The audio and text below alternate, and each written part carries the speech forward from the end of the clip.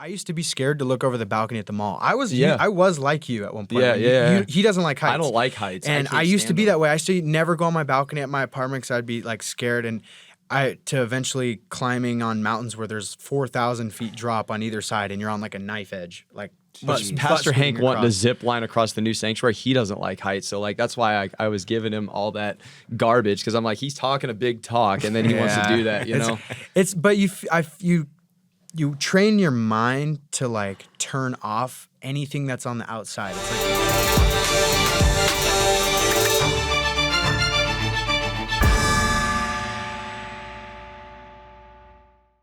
you turn your mind into having like noise canceling headphones on your brain to where like when you're doing that, like how I said in the last week, how it's like you focus on what's in front of you.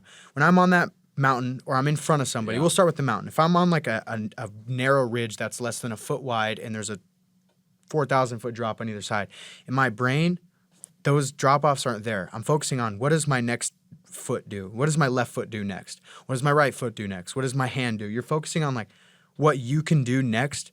Yeah. So that way, none of that, the fear, none of the stuff around you, like is there. It's like I've prepared for this. Because we've had ones where they're not even like super hard and we've climbed. And I looked at my buddy Logan and I was like, how did we climb that? Like we turned around, we did a double peak that day and we climbed it and we look back at what we just did and we were like, that looks impossible from here. But then once you get up to it, you're like, that's how if I ever guide someone up, I always say like, if you're scared, take the next step. Can you take one more step and feel safe? Okay, take the next step.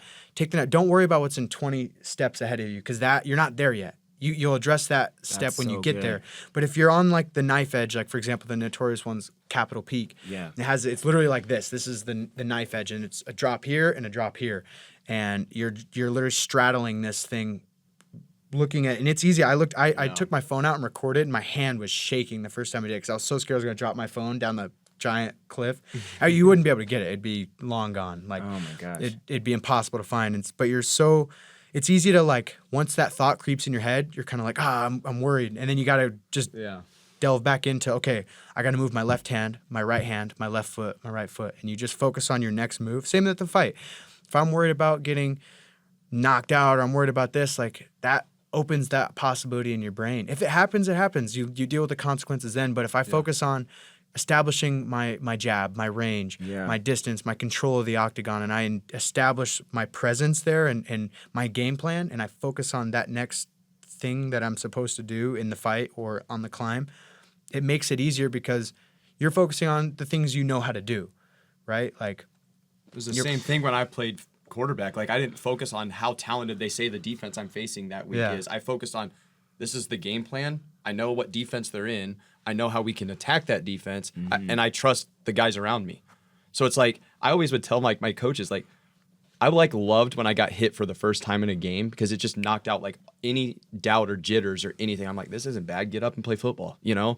So it's like you probably feel the same when you walk out there and you're like, oh, I just took that first punch. Like, okay. Like that. It's kind of just like getting you that woken fourth up. Fight, you actually took that jab like in the first like 20 seconds right in the face and you called me after the fight. Like it had like no effect on me. I didn't even know I got hit till after the fight. So it's like you've trained for it. So it's like you understand like what you're getting into, you know? So what's interesting, I want to park here real quick because you're talking about turning off fear in your brain and that people, they need to watch this. I felt the spirit on that, John. Yeah, it's 100%. And what's interesting is a lot of people don't talk about fruits of the spirit, which we should, because self-discipline is one of them. Yeah. And what you're just describing right now is self-discipline, but also when we talk about taking authority over your thoughts.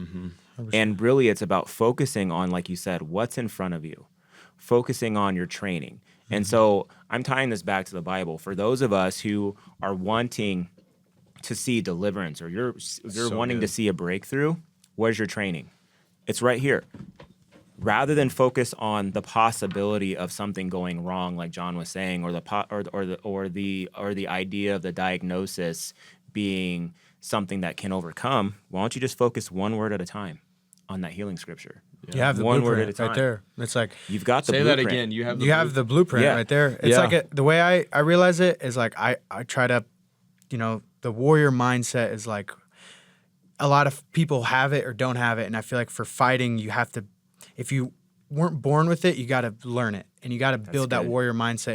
And the way I've tried to learn it is like, a thought is, I might get deep here for a second, but like a thought is literally a thought. Think about anything, your favorite color, your favorite food, right? Whatever. You think about that.